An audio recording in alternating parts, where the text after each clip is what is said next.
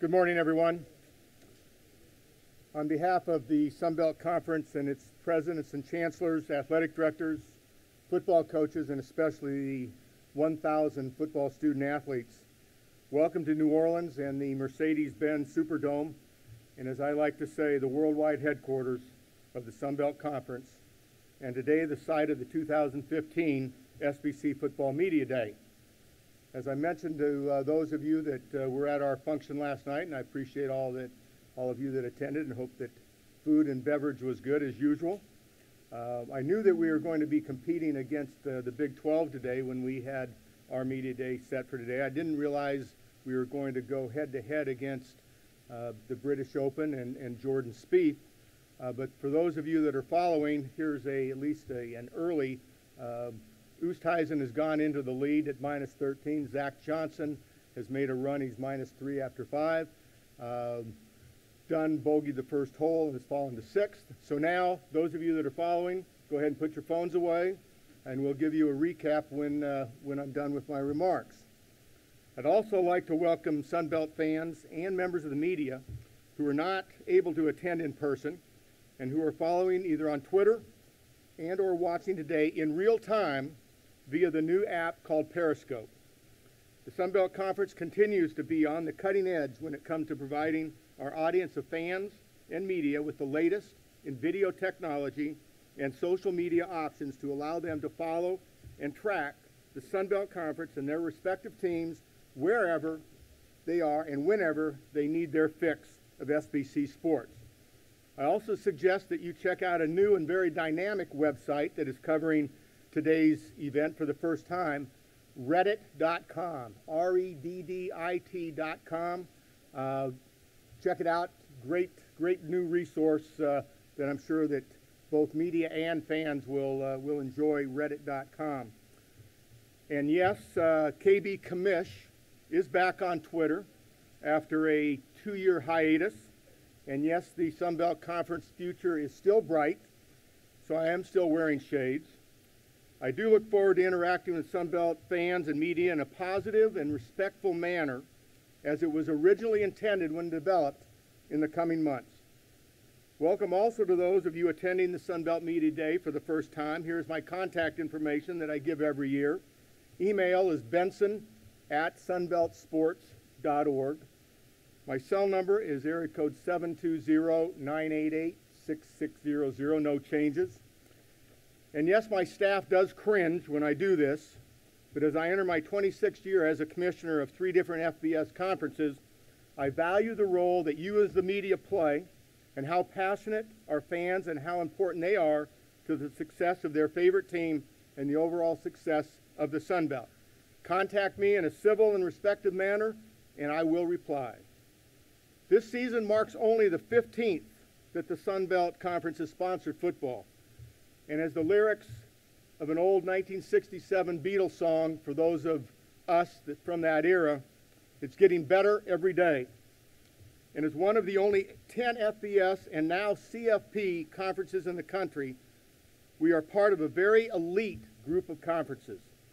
And being headquartered here in New Orleans with football programs located in the states of Texas, Louisiana, Alabama, Arkansas, and Georgia, along with North Carolina, New Mexico, and Idaho, we share a region and a footprint with the SEC that is certainly rich in football, tradition, and history. And yes, great high school football, and that will translate in years to come, getting better all the time. 2 years ago, we had our first media day here in the Dome, at which time we launched a new logo and a new branding campaign and introduced a new mantra for the Sun Belt and its member university. Together we rise. Our 11 football playing members, along with University of Arkansas Little Rock, University of Texas Arlington, have not only embraced those words, but they have put that in action on their individual campuses. Helen Keller once said, "Alone we can do so little, together we can do so much." And Vincent van Gogh, "Great things are done by a series of small things brought together for the good of all." And President John F. Kennedy, in a speech in 1963, that still lives and resonates 50 years later, "A rising tide lifts all boats." Sun Belt Conference universities are experiencing tremendous growth in their athletics departments, especially when it comes to the sport of football.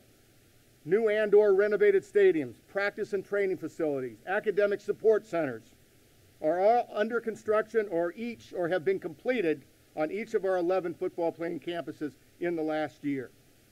And at a time when universities throughout the United States are faced with financial challenges, Sun Belt Conference presidents and chancellors are still dedicated and committed to growing their respective athletic departments. And at the same time, Sun Belt Conference athletic departments, under the leadership of a great group of dynamic and energetic athletic directors, are generating more external revenues as athletic expenditures and operating budgets increase throughout the league. Yes, the cost of doing business to stay competitive is increasing, but Sun Belt Conference athletics departments are becoming less and less dependent on general university funding. And it's important to note that the conference-generated revenues increased sixfold this past fiscal year, mostly in part to the new college football playoff revenues, but we expect these revenues generated by the conference to increase year in, year out to be able to give back to our member universities and assist in their growing their athletic departments. And as the Sun Belt membership continues to experience this tremendous growth, each of our member universities have been able to maintain the basic principle and foundation that intercollegiate athletics was founded on, and that is providing young men and young women the opportunity to play the sports they love and enjoy, while at the same time the opportunity to achieve a college degree.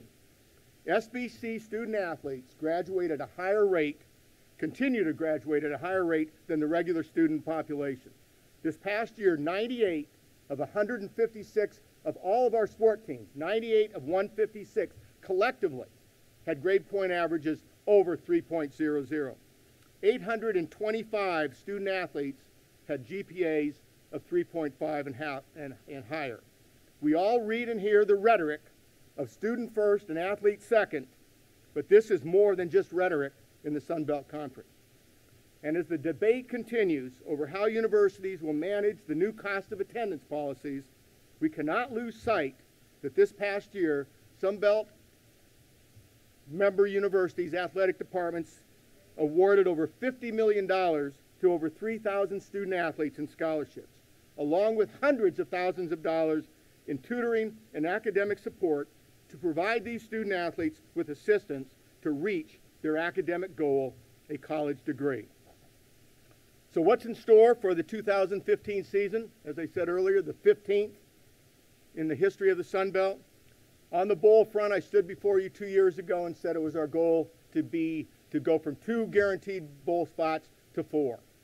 We have achieved that goal now as we go into the 2015 season with the addition of the Auto Nation Cure Bowl in Orlando, to couple with the R&L New Orleans Bowl here in New Orleans, our 15th year with the New Orleans Bowl as well. A great partnership here in New Orleans with the Greater Sports Foundation, New Orleans Greater Sports Foundation.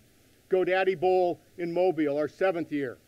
And what a great start last year up in Montgomery with the Raycom Camellia Bowl that, again, was our 3rd guaranteed. And we know that going into this year, it will be a great event and a great venue and a great destination in Orlando. Is 4 the right number? Ask our coaches later today, and the answer is no. As you know, this past winter, spring, we had serious conversations in Little Rock and Austin. We thought we were going to get to number 5. Unfortunately, did not materialize. I'm sure that those conversations will continue once this football season is over. The Sun Belt is really the only conference in the FBS that is really underrepresented in terms of conference agreements versus the average number of teams that are bowl eligible. Our average is over 5 bowl eligible teams per year based on the last 4 years, and that includes various members. But a year ago we had 6 bowl eligible teams out of last year's number. We will continue to explore, and I am confident that we will land a 5th game, whether it's 2016 or beyond, but I'm very confident that we will. Sun Belt membership, first time that we've come together where we really have a core, and we're talking football right now, a core membership of 11 football playing members. All are certified FBS bowl eligible as we go into the 2015 season. And that, I believe, is a real strength of this conference right now. When you think that 3 years ago at this time, we were going through the turmoil and the change in membership, that we've been able to put together this group of 11 football playing members. And as I said before, I'm very confident that this group of 11 universities will be very competitive, not only this year, but in future years to come. I can't get through a week without someone asking about a 12th member, and I think that I just need to remind everyone that, you know, when we first started to put the Sun Belt back together, the model that we were after was a 12-team league, and it was going to be divisional, and our athletic directors, our presidents and chancellors, our football coaches were very instrumental in saying we need to stay in Texas. We need to stay in Texas. And that meant that if we were going to stay in Texas and we were going to either be on the East Coast, we had to get to divisions. We had to get divisions. And that was the original goal. It was the original model. It was the original structure. And as we added Texas State, and as we added University of Texas Arlington to get the West intact, to go along with Arkansas State and University of Arkansas Little Rock, and Louisiana Lafayette and Louisiana Monroe to form that 6-team Western Division. And as we had South Alabama and Troy, and as we added Georgia State and Georgia Southern and Appalachian State, we announced in April of 2013, a 12-team league, when we also added Idaho and New Mexico State as football-only members. We were a 12-team league for both football and our other sports until Western Kentucky elected to go to Conference USA. That left us void of a team in the East. As we now go forward, and expecting that the NCAA will roll back the policy that requires 12 teams to do a conference football championship game, we are no longer driven by a football championship game when it comes to our future membership. We now need to focus on what's in the best interest of our other sports. And again, if we're a conference that stretches from San Marcos, Texas, to Boone, North Carolina, and Little Rock to Statesboro, Georgia, we need to get to divisions for our other sports. Our men's and women's basketball, our volleyball, our baseballs, our softballs, our women's soccer. That is our goal. When will we get there? We've tried. We're trying to make sure that we get that right fit, both from an academic standpoint, from an athletic standpoint, from a maturity standpoint. We know that the options aren't numerous, but we will continue to explore. But I think it's important that we're doing this not necessarily with football in mind. This is no longer a football issue. So I think that hopefully gives you a little bit of history and a little bit of the present in terms of our desire to get to 12 teams and really to create those natural travel partners. Again, Texas State, UT Arlington, UL Lafayette, UL Monroe, Arkansas State, University of Arkansas Little Rock. Makes sense. South Alabama, Troy, Georgia State, Georgia Southern. Makes sense. Appalachian State out there by themselves. And it's not fair to Appalachian State, and it's not fair to our student athletes that have to make that single trip. So that's our goal in terms of membership. Non-conference games. Every commissioner comes to the podium and talks about how important non-conference games are. And in light of the new CFP model, you know, the Big Five are talking about non-conference scheduling and how important non-conference scheduling is. And as we look at non-conference scheduling and have looked at it over the course of now the last 3 years, our presidents and chancellors are getting it. Our athletic directors are getting it. Our coaches, I think, have always got it. Sun Belt teams need to schedule strategically. They need to, as Chancellor Hawkins at Troy has said, we need to remove the addiction of those money games. We need to schedule with a balance against the Big Five, but more importantly, we need to schedule against our peer conferences. Our goal, the Sun Belt goal, is to be the best conference of our 4 peer conferences. Conference USA, the American, the Mid-American, and the Mountain West. That is our goal. And as we start this season and you look at some of our non-conference schedules, we have teams that have scheduled strategically. We have teams that if the stars are aligned, they could be a 12-0 team.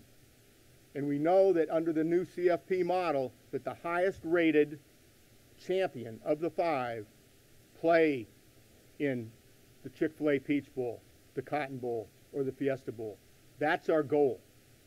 And it's not a matter of if, it's when a Sun Belt team becomes that highest rated champion and plays in one of those New Year's Day games. And I'm confident, and as I've seen football grow in this conference for the last 3 years, as I've seen the commitment made on each of the campuses in terms of facilities, in terms of coaches' salaries, and not just head coaches, but what we're doing for our assistant coaches to maintain continuity.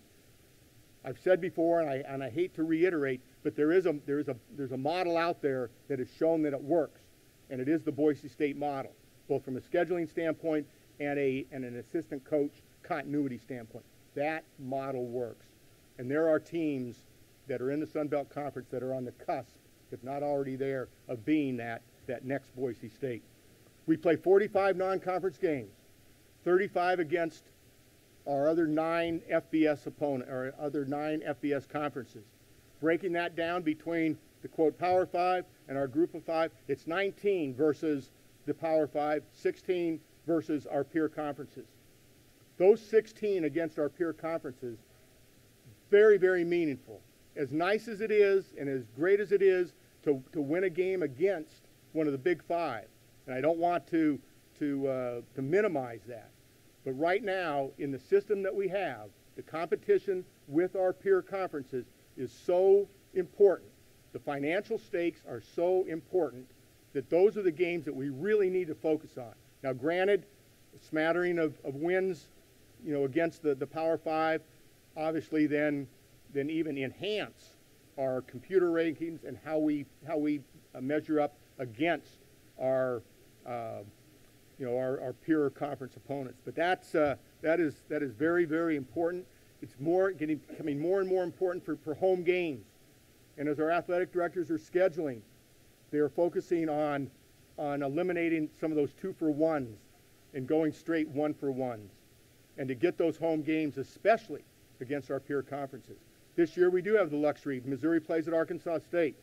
NC State plays at South Alabama. We have some home games against the Power 5, which is great. But as we build schedules in the future, I think that we're going to see more and more games against, and it's important for them as well. They're recognizing that as well, that it's important. And as the Sun Belt gets better, a game against a Sun Belt opponent helps them in their overall computers. So I think we're creating a structure, a scheduling structure that will be beneficial to the Sun Belt in the future. TV, we're midway through a long-term contract with ESPN. We all know the power of ESPN, what they've done for college football and how they've grown college football and how engaged they are and how invested they are. We're probably not even close to renegotiating an agreement, maybe 18 months away from trying to renegotiate our existing agreements, which means that what we have to do is to take the contract that we have and maximize that contract.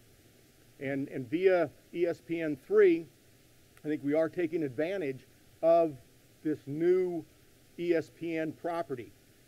Many of you were around when ESPN was a single platform. They added ESPN2. Nobody wanted to play on ESPN2 because it wasn't ESPN. Finally, ESPN2 graduated to equal level of ESPN. They bring on ESPNU. No one wants to be on ESPNU because nobody's watching it. ESPNU is now at that level. ESPN3 is now 4 years in. ESPN3 has 99 million homes that are accessible to the internet for ESPN3.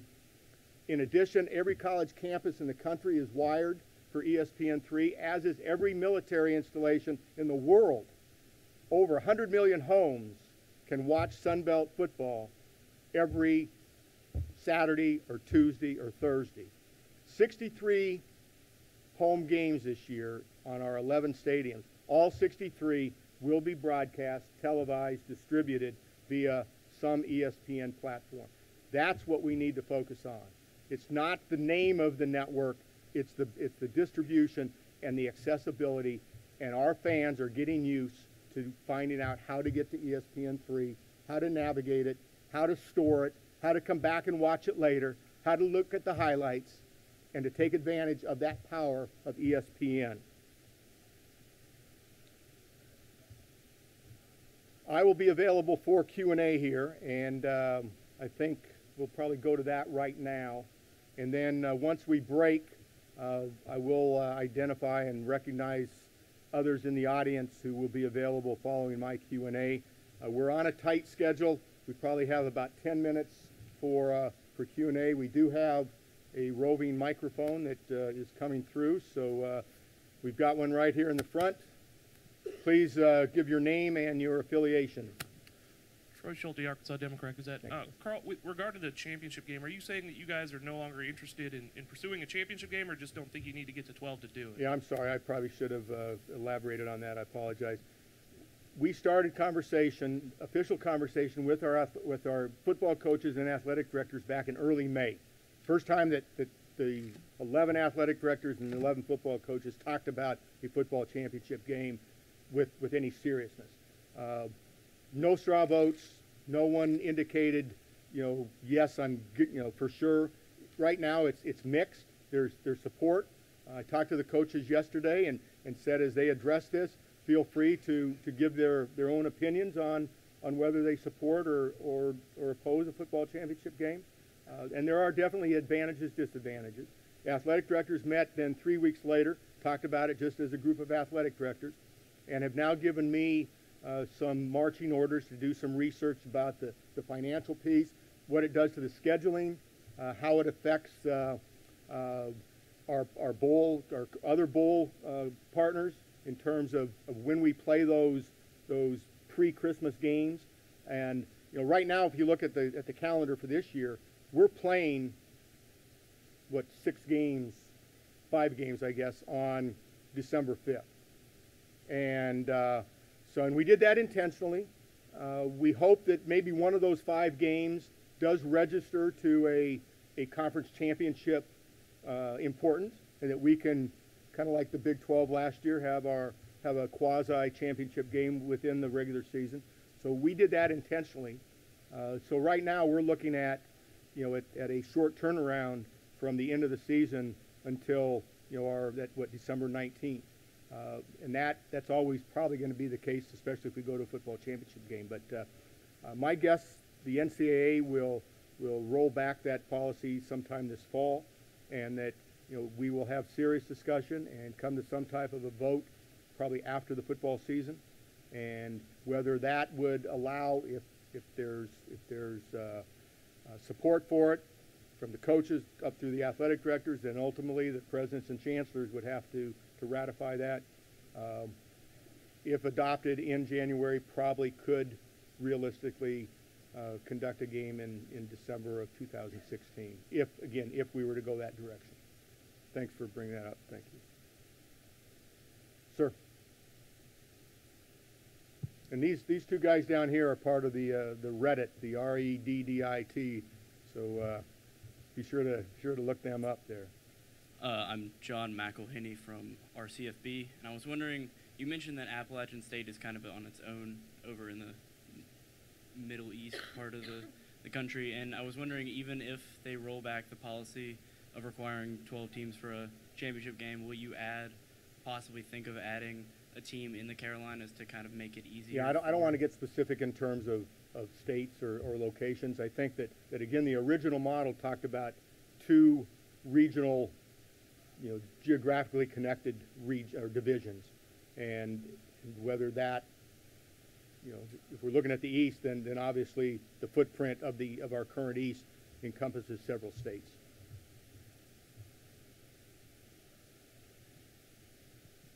Jeremy Wise, Dothan Eagle. Were you surprised that the early signing period did not get voted in this year, and do you expect it to move forward? Yeah, it appeared, and it's a good question regarding the NLI and the early signing date. I think we were expecting that it would be approved back in June by remembering that the NLI is not an NCAA tool. It's governed and managed by the Collegiate Commissioners Association. 32 conferences, all sports. So it's not just a football issue as well. And but at the end of the day, the 10 FBS conferences would have been able to manage or control that. There was support. It wasn't a majority, and there was some opposition.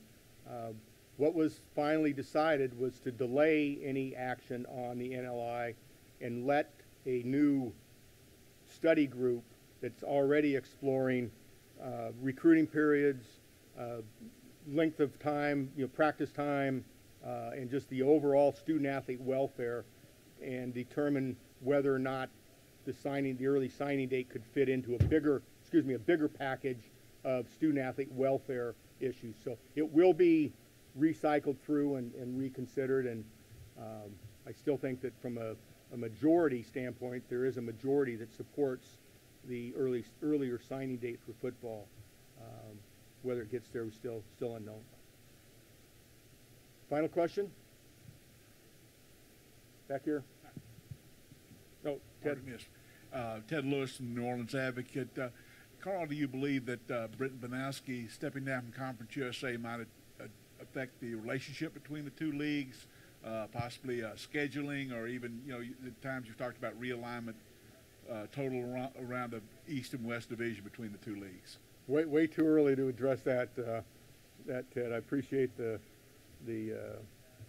subject matter, but I don't think that any of us are prepared to address that. Right now, we're focusing on the Sun Belt. We're focusing on the 2015 football season, and right now, winning games against Conference USA and winning bowl games against our peer opponents, and we can put that one on the back burner.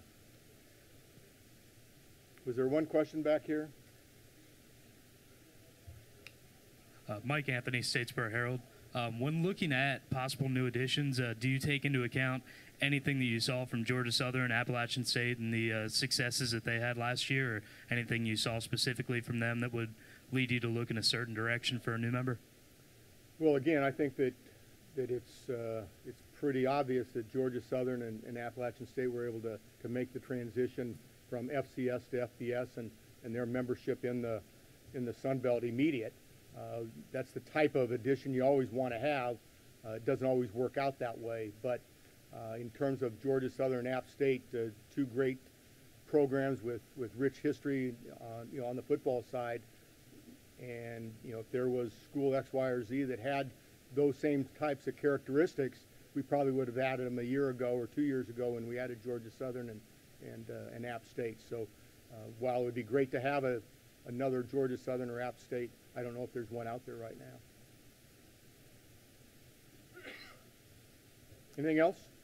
With that, we do have several other individuals that are here today that are available to the media. First, Steve Shaw, the supervisor of officials. A year ago at this time, we introduced Steve for the first time, a joint officiating program between the Sun Belt and the SEC. And I would just say that year one of that consortium has proven to be very, very successful. Again, feel free to ask our coaches about it. I think that they will demonstrate and indicate that football officiating is better in the Sun Belt under the leadership of Steve Shaw. We have Reed Sigmund from the College Football Playoff. He's the CFO of the College Football Playoff. He's the money guy. He can answer all your questions about formulas and whatever on that. Jennifer Jepson from the Fiesta Bowl. We appreciate the Fiesta Bowl being here today. Austin Martin from the Sugar Bowl, who we are fortunate enough to share a office space here in the Dome with. Alan Gooch, the Executive Director of the Auto Nation Cure Bowl. Johnny Williams, Raycom Media Cure Bowl. Billy Fronte, the R&L Carriers New Orleans Bowl. And Jerry Silverstein from the GoDaddy Bowl. We also have several athletic directors from Sun Belt member universities. Terry Mahajer from Arkansas State. Tom Kleinlein, Georgia Southern. Scott Farmer, University of Louisiana Lafayette. Brian Wickstrom, Louisiana Monroe. Mario Mocha from New Mexico State, and Joel Erdman from South Alabama. They will be congregated in the back, available for sit-downs, stand-ups, interviews here for the next 30 minutes before we then get into our sessions with our coaches. And again, certainly appreciate your being here, and participating, and hope that as we grow this and as we continue to grow this event, it will become even more efficient and provide even greater information to our media, and again, those that are following us on Twitter today and on Periscope. With that, we are adjourned with this session, and again, enjoy your day. Thank you.